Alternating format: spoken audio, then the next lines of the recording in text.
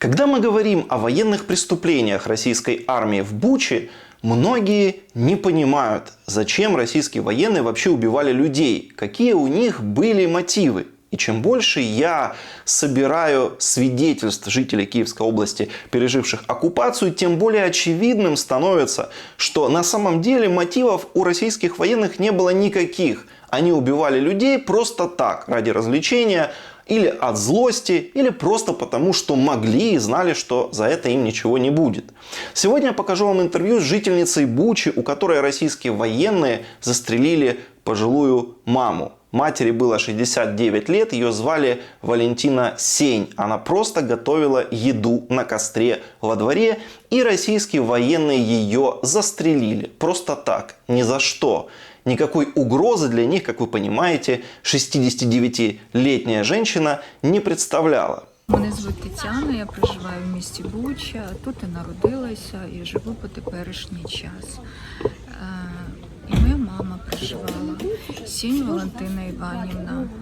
На той момент їй було 69 років, 25 лютого в неї було день народження, і 25 березня її вбили російські солдати. Мені зателефонували сусіди, мені повідомили, що мою маму вбили. Як це сталося і чому, ви не знаєте? Ну, як вони розповідали, російські солдати вони зайшли сюди, чи заїхали на техніці, а моя мама готувала їсти на кострі. Вони були дуже злі, розповідали люди теж, ми біля під'їздів готували їсти, вони були дуже злі. Вони кричали і вони просто навкруги стріляли. Всі почали тікати до під'їздів, а моя мама не встигла. Вона забігла по сходах, відкрила двері, за собою закрила, і куля в неї влучила, пробила металічні двері. Вона не встигла. Куля влучила її в живіт, в бік. Через деякий час, вже як все стихло, вони пішли.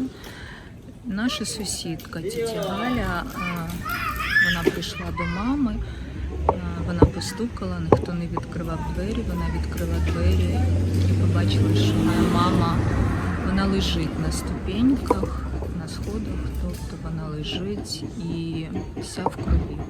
Вона почала звати на допомогу сусідів, всі сусіди прибігли. На той момент мама вже була мертва, вона просто істекла кров'ю. Тобто не було ніяких, там, умовно кажучи, причин для цього, да? Тобто це не був бій, от вона не була там... Ні, ніякої загрози вона зовсім не несла.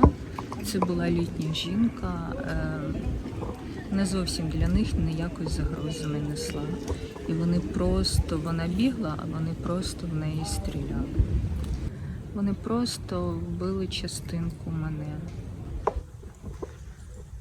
Ось такою моя мама була. Жизнерадісна. І її просто вбили. Це куля, яка фактично її вбила, правильно? Ну, скоріше за все. Одна вбила. Не знаю, скільки було пострілів.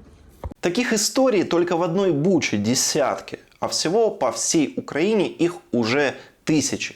И каждая такая история должна быть задокументирована и сохранена для истории, чтобы никто потом никогда не сказал, что этого не было.